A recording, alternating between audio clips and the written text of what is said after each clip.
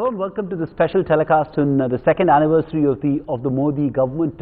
You've heard 6 of the top ministers exclusively on ET now, and now it's time to move beyond taking stock. It's time to put the spotlight on the road ahead. We're calling this the 10-point agenda. Over the next 30 minutes, we're going to try and craft a 10-point agenda for this government to focus on. And joining us in this special discussion is the Minister of State for Finance, Mr. Jayant Sinha, one of the key architects of the government's reform process. We've also got Mr. Akhil Gupta, Vice Chairman of Bharti Enterprises, and Mr. Deep Kalra, Founder, CEO of Make My Trip. And joining us from Mumbai is Dr. Rajiv Lal, Founder, MD and CEO of IDFC Bank. Gentlemen, thank you so much for joining us right here on ET Now. We're obviously constrained with time, so we're not going to look back. We're going to look ahead and focus on what we're calling a 10-point agenda that we'd like you to work on, and probably you're working on much of them as well. Firstly, the big one that everyone seems to be talking about, and I think it's a simple answer for you, and I hope it'll be a simple one, which is we believe the government should do all it takes to pass GST in the monsoon session. Can you assure us that it will get done in the monsoon session? Political reasons, apolitical reasons, but whatever it takes, it will get done in the monsoon session. Well, you're looking in the wrong direction for that assurance. That the right direction to look at is to speak to the Congress party. Because, of course, we have been trying to get the GST passed now for several sessions of Parliament. As Honorable Finance Minister has said, enough is enough. The time has come to actually have a national consensus. You may well remember that in the Lok Sabha it was passed as a consensus vote. There was no reason or no need even to put a vote to it. So if we can do it in the same way through consensus like we passed fair enough, but many the believe Bangladesh bill. But many believe, Mr. Sinha, that the government hasn't walked the extra mile, hasn't reached out enough. That is a perception that one gets. Even people in the industry now believe that could the government walk that extra mile because so much is at stake. Would you be willing to do that in this session, and how confident are you that it will get done in the monsoon session in light of the political realities of the day now? We walked many miles in pursuit of this goal. There was even a tea party, if I remember, associated with this, and of course, as you know, we had a rousing debate in the Rajya Sabha on this matter, because Shri Jairam Ramesh ji brought up once again the 3 objections that the Congress has, and I think the Honorable Finance Minister gave a brilliant reply where he dealt with each of the 3 objections, and I think all right-thinking people are fully convinced that the manner in which we have brought GST forward is the right way to do it, and that in fact it is time now. So you're confident it will get done? It is time now that we should pass it in the Rajya Sabha. And you're confident it should happen in the monsoon session? Well, as best as we can see, we do have the numbers, but this is a very important amendment to the Constitution. It requires every state in the Union to participate, every party to participate, every citizen to participate, and therefore we would in fact like a national consensus on this. Okay, the other big agenda item that everyone believes, and I'm sure Dr. Lal will come in on that, is on NPAs. And you know, the government has taken a series of steps, the Reserve Bank has taken a series of steps as well, but the concern still is that banks are still not finding it easy to take commercial decisions to fix the problem of NPAs. There is this whole climate of mistrust that has come in. One suggestion that was under consideration is to have a pricing panel which can take some of these decisions, which can give the comfort to bankers, to state-owned bankers, to take these decisions. Dr. Lal, you want to comment on that? Because that's the key concern, isn't it? The fact that how do you get banks to take these decisions, to take these commercial decisions, and in this climate of fear and mistrust that there is currently, you know, it's unlikely that a lot of the bankers are going to be able to do that. So do you think it's a good idea to have a pricing panel that can sort of vet these decisions as far as NPAs are concerned? What's your suggestion on the NPA issue? Yeah, so this is actually embedded in a wider issue of diffidence on the part of public officials to take decisions that involve discretion, lest they be questioned by some investigating agency a few years down the road. So Mr. Vinod Rai had actually made this suggestion, which sounded quite constructive, that if the bank panel that he chairs could in some way, shape or form find some mechanism to validate decisions taken by the banks, such as the price at which debt is converted into equity, that would speed up decision making and therefore resolution of assets. Any thoughts on that? You want to comment on that? Any thoughts on that? Do you think that's feasible? Does it make sense to have a pricing panel that could take some of these decisions, or do you think it will come in the way of commercial decisions that bankers would take? The NPA resolution process, of course, requires multiple steps. One step is in fact a way in which we can safeguard people in the system from being investigated in the future, which sadly did happen during the UPA time and which has stymied in some ways more rapid decision making. So I think the idea that we would have some mechanism, which I think should be really part of the Indian Banks Association, because it pertains to both public sector banks as well as the private sector banks, but some mechanism through which we can say the process was absolutely robust and a high integrity process. Now the commercial decision is what the banks do. It should be left to the banks. It should be, of course, validated by the board. So we should separate out the commercial decision making from the process integrity. If we can further validate the process through something, through the IBA, as Shri Vinod Rai ji has suggested, I think that's a good step to take. We also at the same time need to have sufficient equity capital available to take over some of these stressed assets as well. I know that Akhil and others have been working on some of those ideas, but we need that also. And then we also need to be able to ensure that the stress that we are seeing in these different sectors of the economy is fully addressed, like in steel, where we are taking important measures as well. And then finally we have to prevent this from happening again, and there also we have a lot of things underway. But Akhil, since you spoke about this, the other concern I'm sure he would have equally with you is that why aren't large Indian conglomerates investing? What is it going to take for the investment cycle to turn? Obviously the banking system is under a fair amount of stress and things aren't going to get better in the near term. Many say it could get worse before it gets better, but in your assessment, what do you think needs to happen for large Indian corporates to start investing, to get back into investment mode? I think on a broad brush basis to say that the Indian corporates are not investing is not correct. Look at the sector I come from, telecom. A massive investment going in every day, not just in the spectrum auctions, but in rolling out the networks. I mean, if you look at the last 5 years, $50 billion in spectrum, at least $30 billion in various network rollouts. So I wouldn't broad brush it and say there are no investment going, but yes, there are sectors where there is overcapacity. No, you don't expect obviously industry to invest there. I believe what they have done in this budget, my memory is correct, it was about 218,000 crores between railways and roads and the infrastructure. You do need a little bit of a kickstart to get that demand generated, and I'm sure investment will follow. Where will the investment go? Ultimately, businessmen are there to do business and invest money.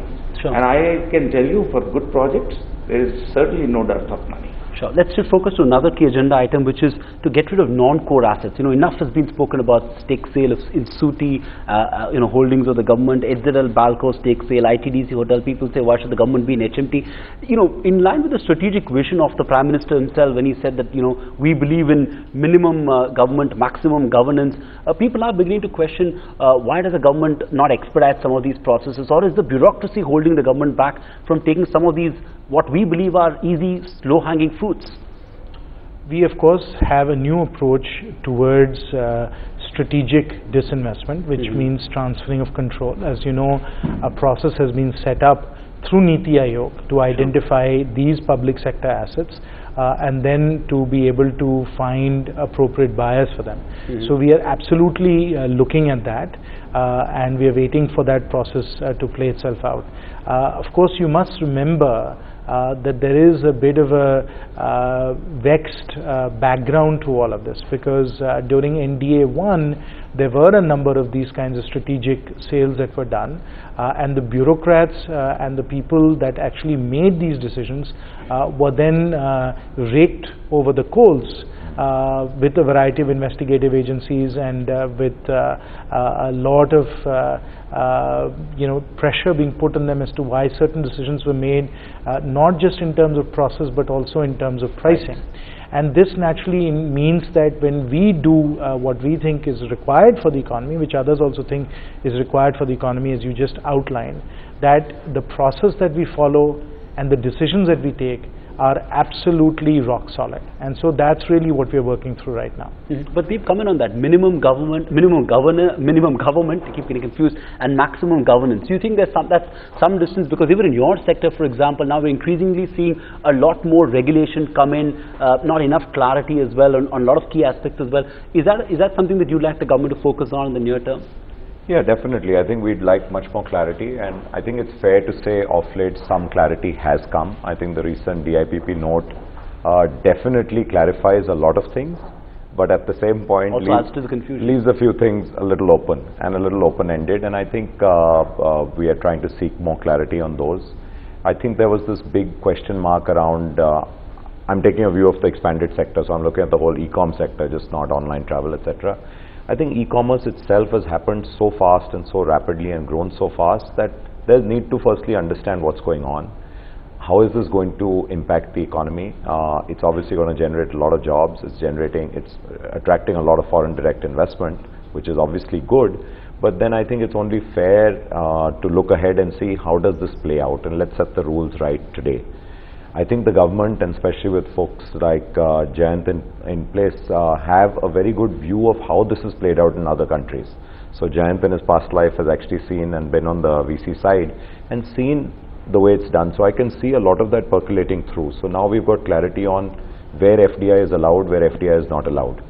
Personally, I think the line between marketplace and retail is fairly blurred. So I think people can call it marketplace, and it's going to be very hard to see what is what really going forward. Who does the warehousing, who does the warranty, etc. I think it'll be harder. So maybe the lens could be even 5 years out and say, listen, if at the end of the day it's going to be one and the same thing, let's see what we can do for it. The trickier one I find is the pricing one, where we're saying that marketplaces cannot impact pricing.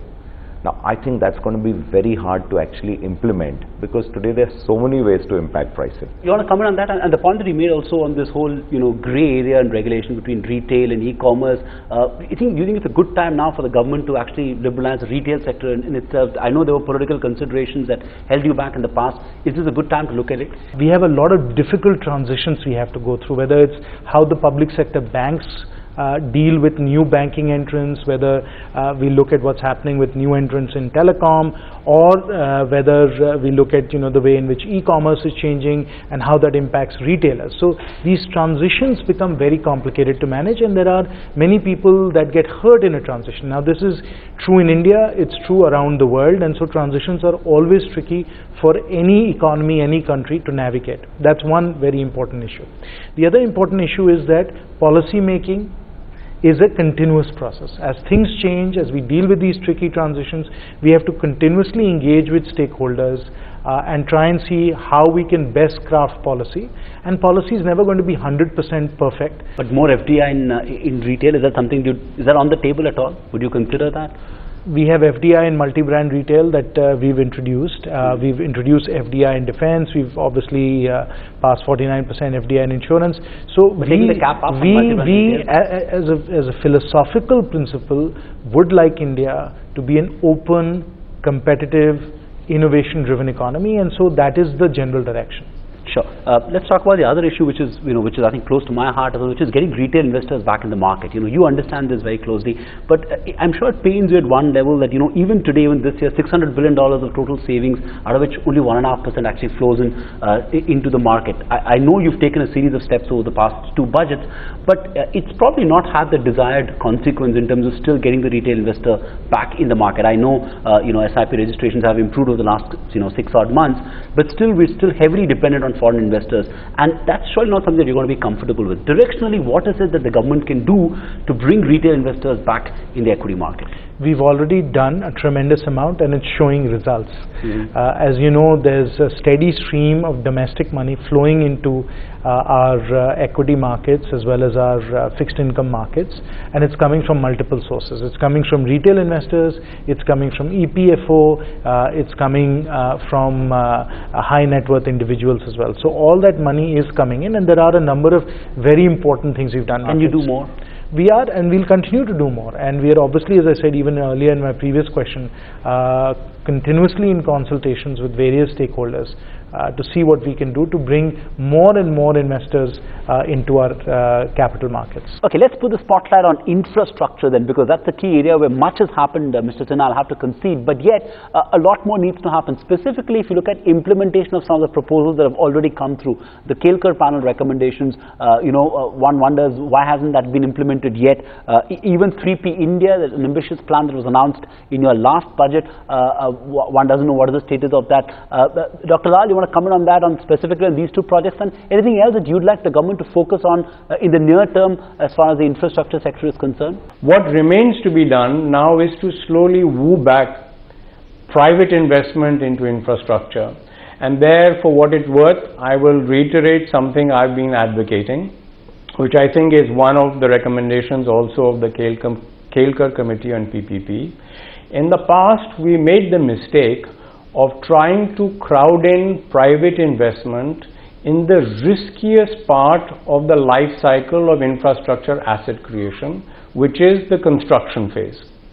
And construction is subject to all kinds of risks, from land acquisition to regulatory approvals and such like. The party that is best equipped to navigate that risk is actually the public sector.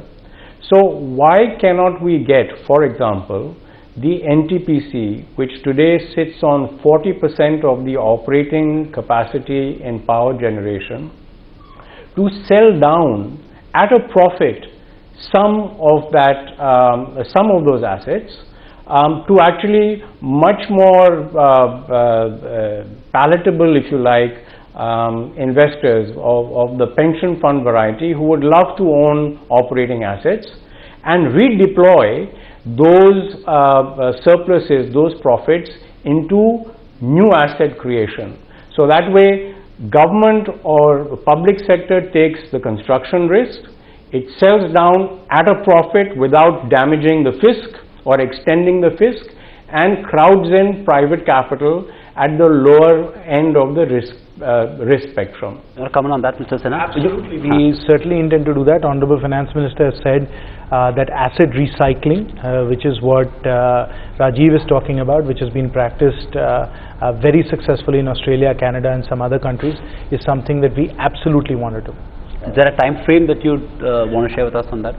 Well, part of how we are going to accelerate that process is through NIF. The Roads Ministry is already looking at packaging certain portfolio of toll highways and offering those to yield hungry investors, but NIF I think can play a very important role here. The other issue that I want to focus on, I think we've got 8 minutes to go, is on operationalizing some of the institutional reforms. Again, some very focused steps were taken in the budget, whether it's the National Company Law Tribunal, whether it's the AAR allowing a High Court judge to to be appointed to head a bench instead of a Supreme Court bench, commercial courts.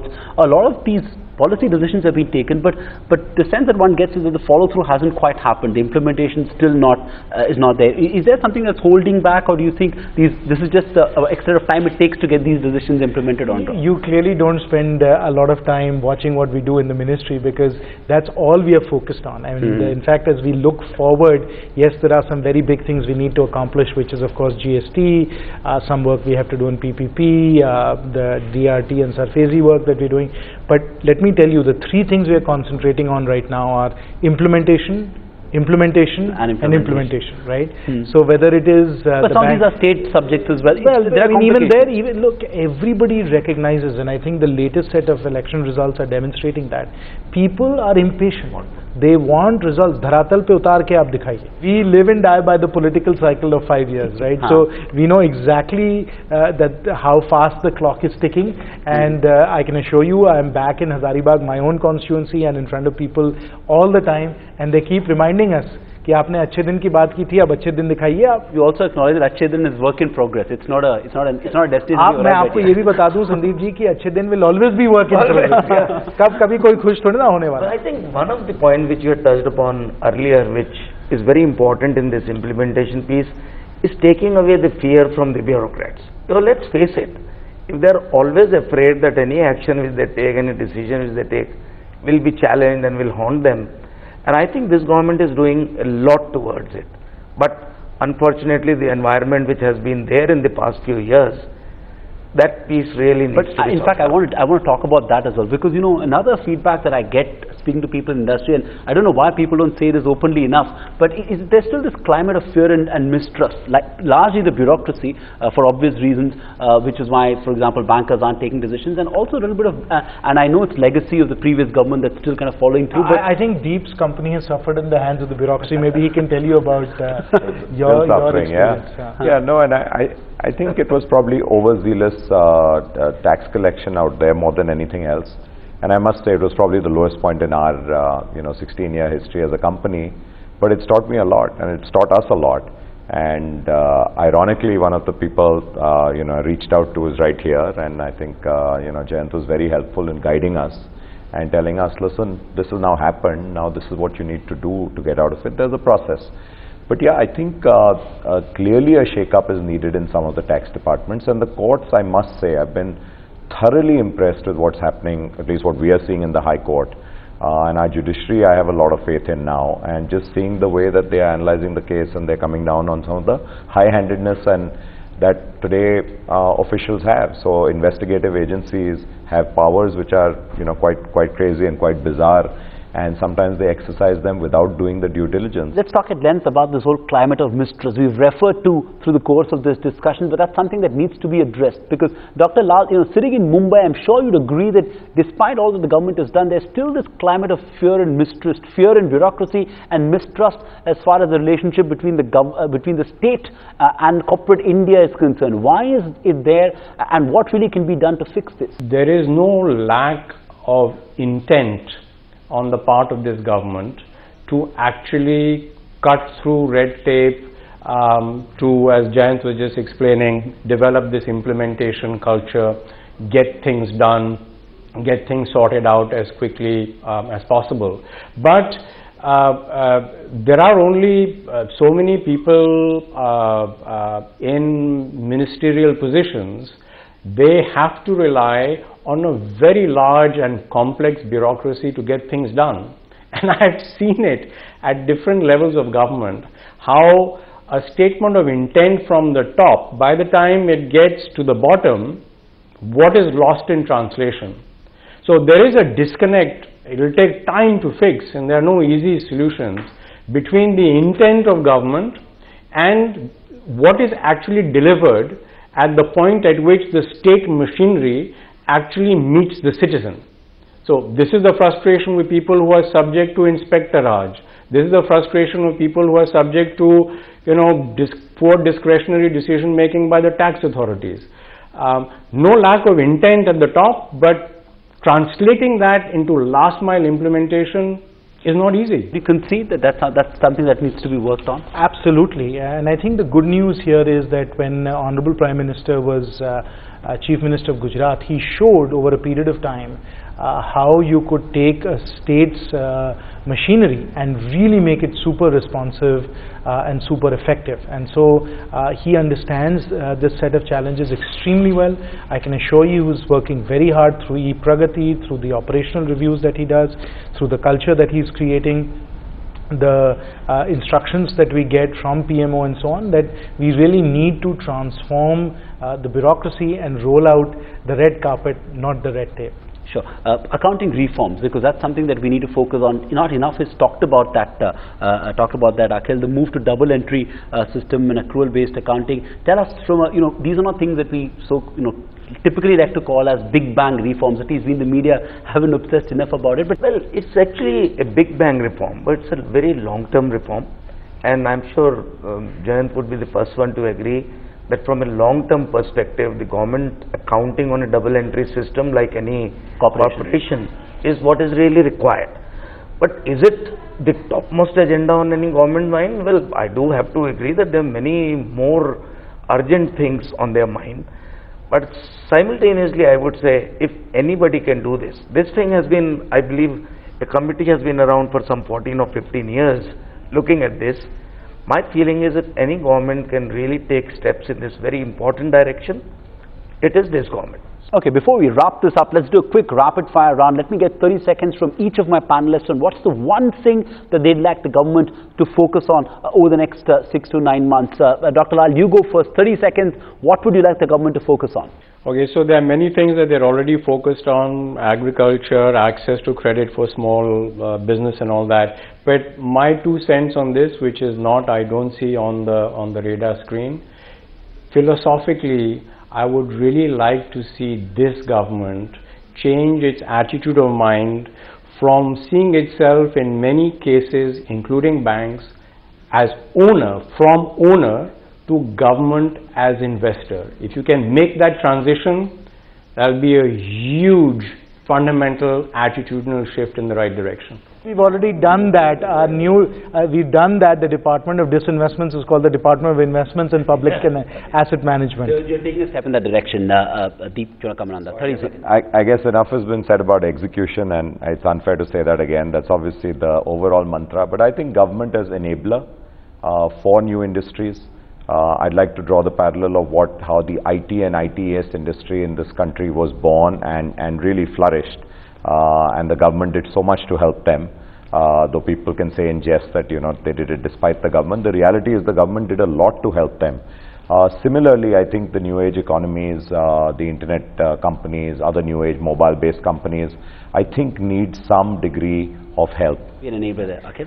And it's not really my industry issue, but I think the economy issue and the country issue is the water sector reforms. I think not much is even talked about that, linking of rivers and things like that.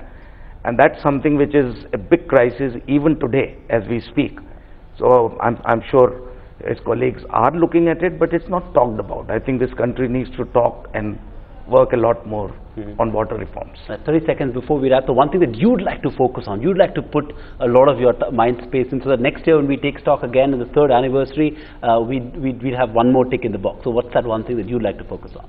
Execution goes without saying, but in particular there are 2 areas that I think are vitally important for the economy. One, of course, as Akhil is saying, the social security platform that we're building, so we create a robust safety net for all of our people, I think is hugely important. And as part of that, there's a very important initiative that's underway, which is to provide health insurance to all our people. Execution, that's the key, isn't it, Mr. Sinha? On that note, we're going to wrap up this discussion. Thank you so much for joining us, Mr. Sinha, Mr. Gupta, Mr. Deep Kalra, and of course Dr. Lal from Mumbai, and for helping us craft this 10-point agenda. Some of it is already work in progress, some of it hopefully we'll see action on over the next few months, and good luck with execution of all these projects. Thank you so much for watching this special telecast.